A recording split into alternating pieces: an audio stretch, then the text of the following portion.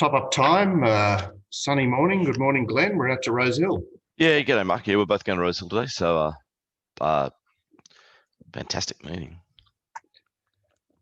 Yes, indeed. And obviously a couple of, well, some races badly affected by scratchings, notably races 7 and 9.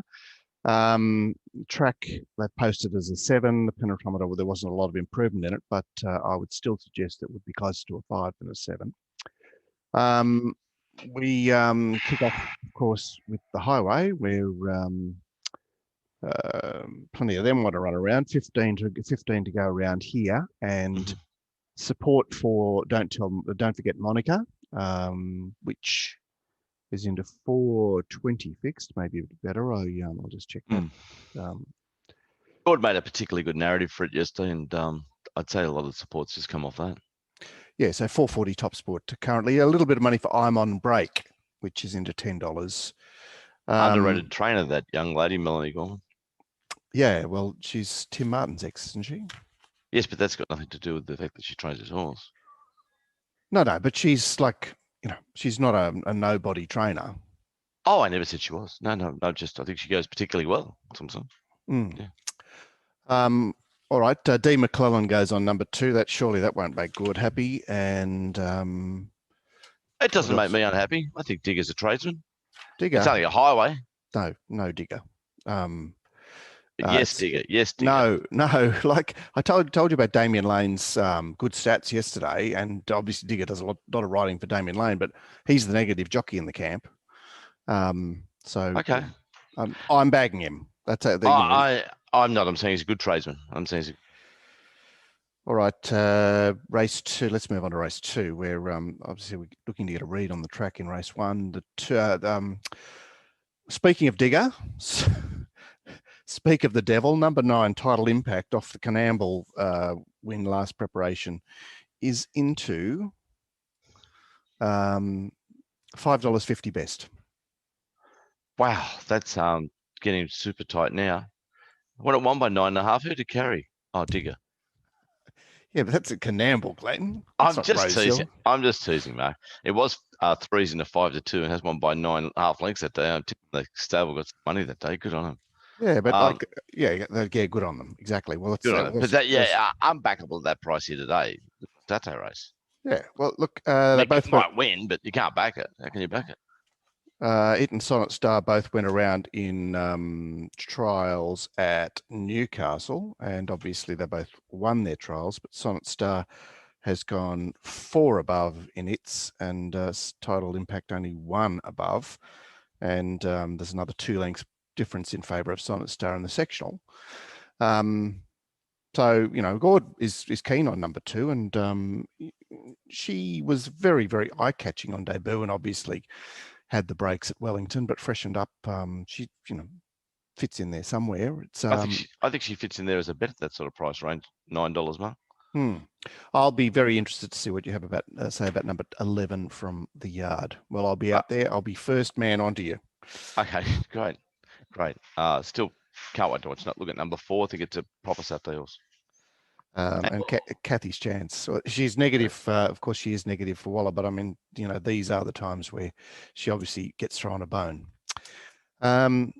Race 3, the staying race, and the horse that we featured on the show yesterday, Lakeen, is the mover here. It's into $5.50. No, $5. $5 fixed. Yeah. And a little bit of interest there on the fair as well, given it's quite early, and that's race 3, sorry.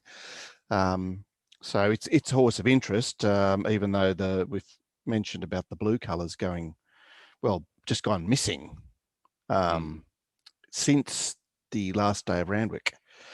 And that's the advantage of the show, Mark, is all the prices out there watch our show too and copy our tips and listen to our moves. And so if you're a part of our community, you got more chance of getting on early than. Yeah, you need to be hearing what's going on here, I think.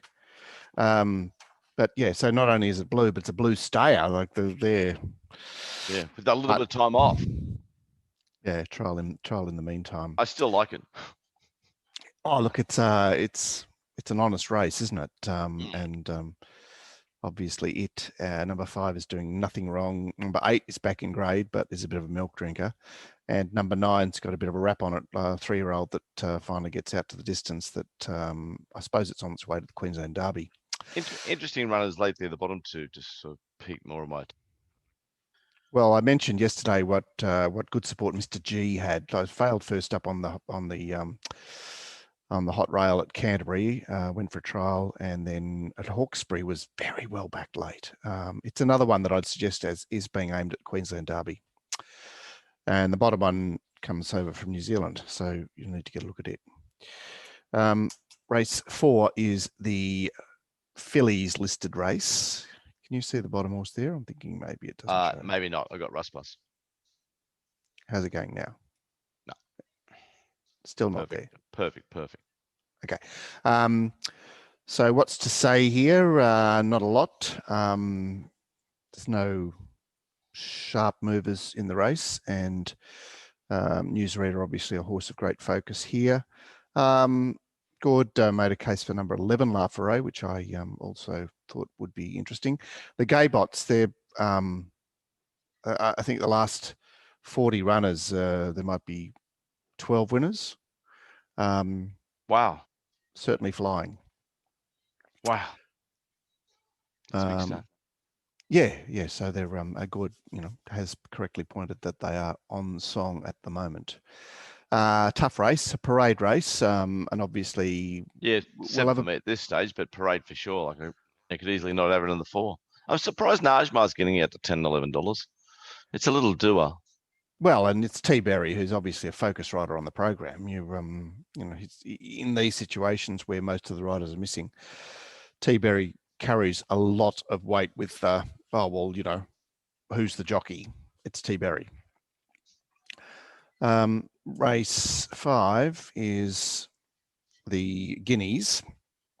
Prime Star is into 220, I think, as forecast. As forecast on the show. Again.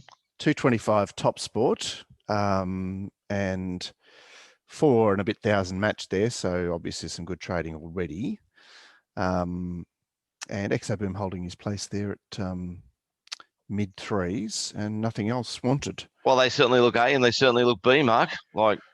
Yeah, I had a thought, of course, Exoboom was a horse with speed early on in his career. He came from the back there at Hawkesbury last time, and I'm thinking, I looked at the map going, well, can he go forward? But it still looks to be caught 3 wide if he goes forward. Okay. So, that seems to give the favourite a good head start here, coming back off the Randwick Guineas, and perfectly placed by the Freedmans, which we've seen a lot of in the last 12 months. And it's just another team that's just seems to be flying. All right, Lost and Running, the shorty of the day here, trading there at just above $1.50 or probably $1.50 with the com. And fixed, you can only get $1.40. It's race to lose, obviously. I don't think there'd be a lot of confidence about Bandersnatch first up, so it's sort of 11-11 or bust when it comes to the dangers. And Lost and Running will be out and running, and 11-11 will have to come and get him, coming off the Pooey Splintex form. Whereas another race that we spoke about on that program, we'll call it the Welter, the race that Rocker Clock won. It's just produced form galore, hasn't it? Lure Me In came out of that race, didn't it? Yep. They both won yesterday, Lure Me In and Rocker Clock. Brandenburg came out of that race. Archidemus and Royal Celebration fought out the race at Hawkesbury. It was a race where on our preview show, which is our flagship show Mondays, where we dig deep with PD and ratings to win, of course, Gord said, well, look at this run and look at this run and look at this run, and it's all proven true. So there's a lot of content you get here. Anyway, that looks a gimme for the favourite, that race. It race does 6. look a gimme. I'd say $1.50 seems fair odds. Jeez. Race 7. Here we go. It was 16 became 8, and the horse that's going to have a lot of attention put on it today for 2s, coming back from a arthroscopic operation to remove bone chips, which I think is that's a pretty standard little operation. So I don't think there's anything there. You'll be keen to lay eyes on it, Glenn. We haven't had a lot to see of it for a good while. So she's had 200 days off and just a one short course trial.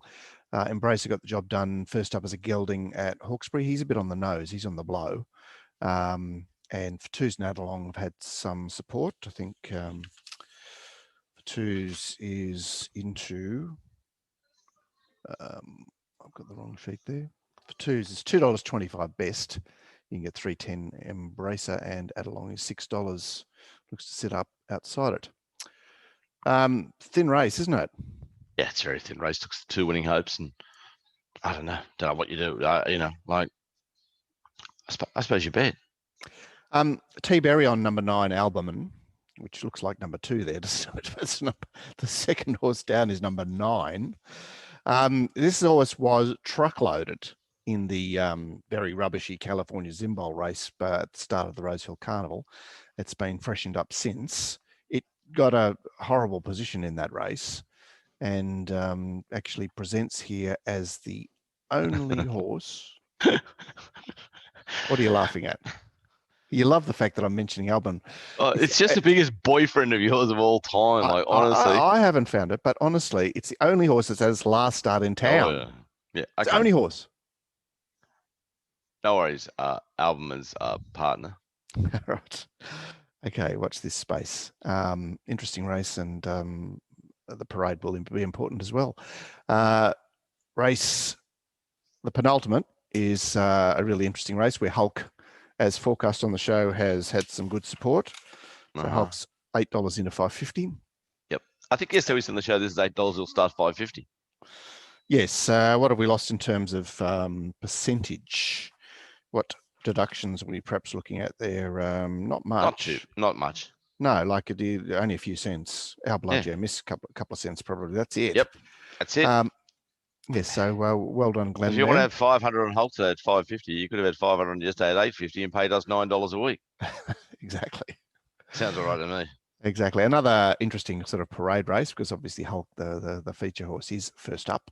And Joe Pride's little doer de Grawin, who everyone thinks is a little rabbit. When you mean everyone, you mean me and Gord think that. Yes. Well, particularly Gord, and I didn't really back you up with it being much hope. So yeah, the other Albumin's brother, Black Magnum, who has had very little success trying Saturday racing out for himself, but he's just a little lurker there. I think that he runs his best race today. Okay. Race 9 is well, it's obviously the nightcap, and it was there were 24 acceptors and there were 12 starters, and Count de Rupee. It's still a good looking race, though, Mark.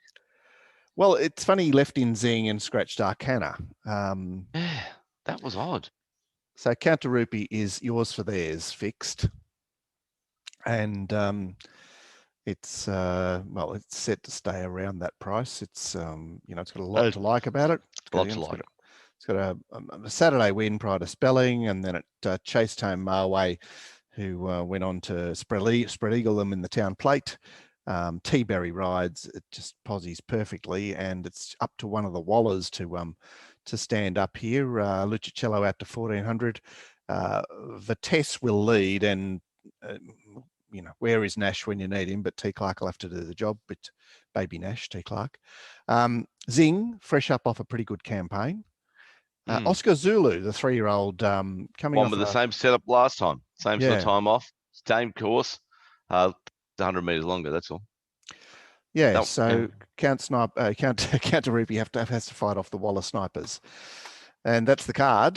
Doomben, they've got a Group 1 up there today, and a Group 1 in Adelaide, the Goodwood. Meanwhile, we'll be at Rosehill, seeing what Fatuz is up to, and not only that, Dave Dwyer will be out there, and he'll be putting up prices an hour before the first, which is 10:30. Sorry, is that right? 10:30. And ranters can get on to Win 5 with him. So all you've got to do is email and say, look, I'm a ranter, and he'll let you on to Win 5 at his price. You won't get that anywhere else. All right, Glenn, thanks for thanks, Mark. Thanks for joining us. I'll dive in the shower. Someone's got to get to the track. Yeah, and I'll see you out there because it's looks a great day to be at Rosehill. So any other ranters getting out there, well, I hope to see you there.